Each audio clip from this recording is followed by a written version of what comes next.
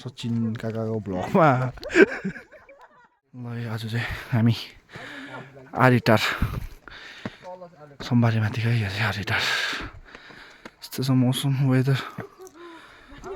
चाहिँ केटा हो केटी हो गाइस ड्राइभर यता छ ड्राइभर यता चाहिँ हाम्रो अब यसो घुम्न आएको होइन अब यो चाहिँ तपाईँहरूलाई थाहा छैन होला होइन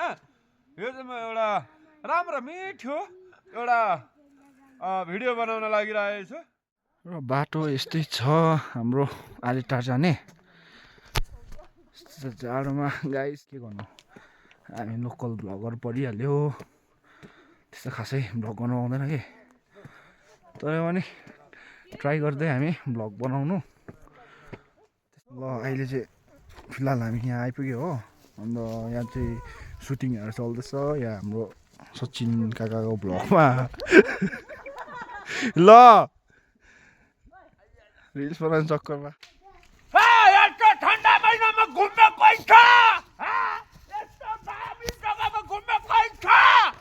छैन होइन अब रिग्रेट हुन्छ तिमीहरूलाई ल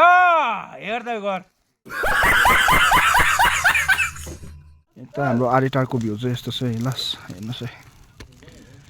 आज अलिक फगी लागिरहेको छ कि अलिक ढिलै अहिले लगभग कति बजिरहेको छ भने 4:20 झन्डै गइसक्यो हो ढिलो आयो नि त हामी नभए चाहिँ यहाँबाट चाहिँ भ्यू चाहिँ एकदम राम्रो देख्छ नि त यस्तो छ भ्यू चाहिँ टक्कै लागेर यहाँदेखि उँभो पनि जाने जग्गा छ हो यस्तो चाहिँ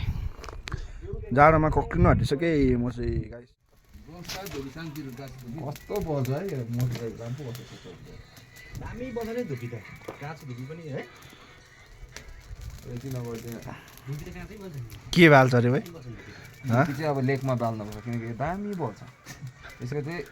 के हुन्छ फाइदा के छ भन्दैन के फाइदा छ यसको त्यही हो आगो ताप्नु पाइन्छ नोक्सान त्यही हो त्यहाँ ज्यादा ताप्यो भने उठ्नु मन पर्दैन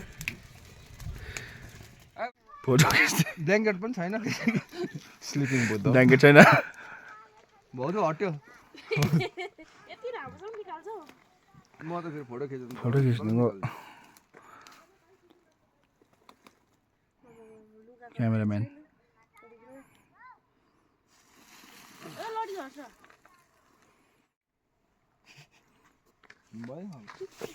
भयो त्यहाँ बस्नु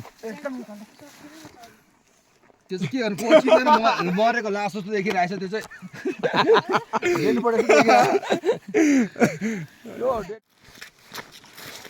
हामी हेरक्क हेरक्क हामी हेरक्क गयो